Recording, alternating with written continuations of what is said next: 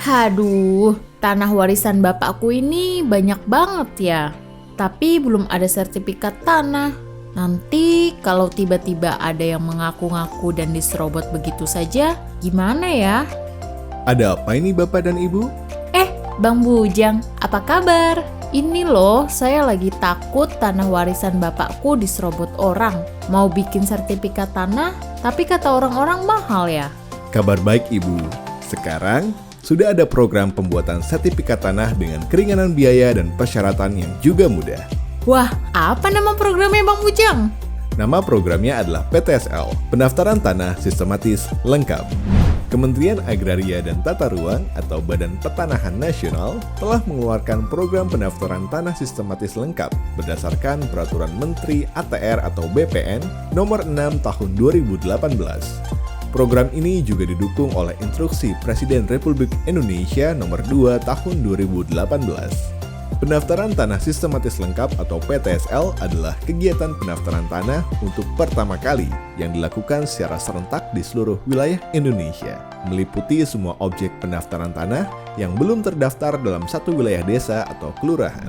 Menggunakan konsep 3M, yaitu mendekat, merapat, dan menyeluruh. Jadi dilaksanakan dari desa demi desa, lalu terbentuk kecamatan lengkap, dan dari kecamatan ke kecamatan sehingga akhirnya terbentuk kota atau kabupaten lengkap. Lengkap terdaftar serta terpetakan.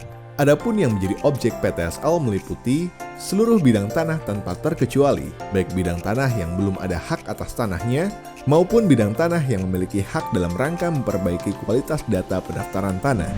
Peserta program PTSL merupakan perorangan, masyarakat, badan hukum bergerak di bidang keagamaan dan sosial yang menggunakan untuk peribadatan, pesantren, panti asuhan, dan lain-lain.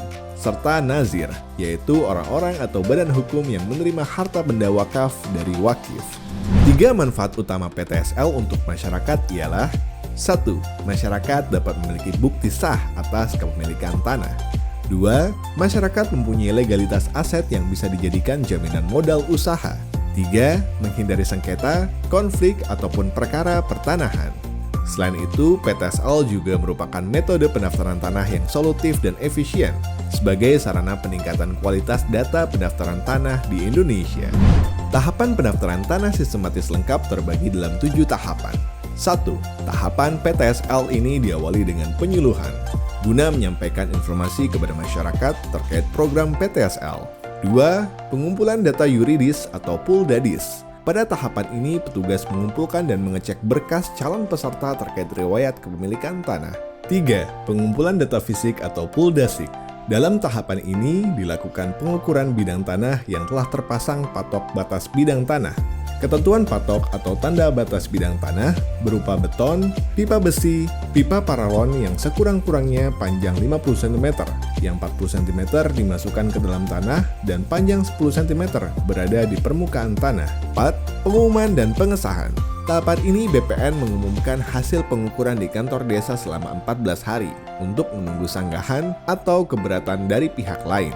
5. Sidang Panitia A, yaitu dengan meneliti data yuridis untuk pembuktian hak verifikasi dan melakukan pemeriksaan lapang. 6. Penerbitan sertifikat. Jika seluruh tahapan sudah terpenuhi, maka dilakukan penerbitan sertifikat atas hak tanah. Dan yang terakhir, penyerahan sertifikat kepada masyarakat. Persyaratan dalam pendaftaran PTSL diantaranya adalah: pertama, peserta perlu melampirkan identitas diri berupa KTP dan kartu keluarga. Selanjutnya, surat tanah atau bukti penguasaan fisik seperti surat keterangan tanah, surat keterangan hak usaha atas tanah, akta pelepasan hak, dan surat keterangan riwayat tanah lainnya. Kemudian surat pemberitahuan pajak terutang sampai pajak bumi dan bangunan tahun berjalan. Dan mengisi formulir permohonan dan surat pernyataan yang disiapkan dari kantor pertanahan. Pembiayaan dalam kegiatan PTSL terbagi 2. 1. Biaya yang ditanggung pemerintah, diantaranya adalah penyuluhan, pengumpulan data atas hak, pengukuran bidang tanah, penerbitan SK hak atau pengesahan data fisik dan yuridis, penerbitan sertifikat, supervisi, dan pelaporan. 2. Biaya yang dibebankan kepada pemohon atau peserta. Pembuatan surat tanah bagi pemohon yang belum ada, pembuatan dan pemasangan tanda batas bea perolehan hak atas tanah dan bangunan atau BPHTB jika terkena, materai, fotokopi, letter C, saksi, dan lain-lain. Wah, wah, wah. Program PTSL ini sangat membantu sekali ya Bang Bujang. Iya, benar sekali. Ayo buat sertifikat tanahmu dengan memanfaatkan program PTSL. PTSL, mudah, cepat, dan pro rakyat.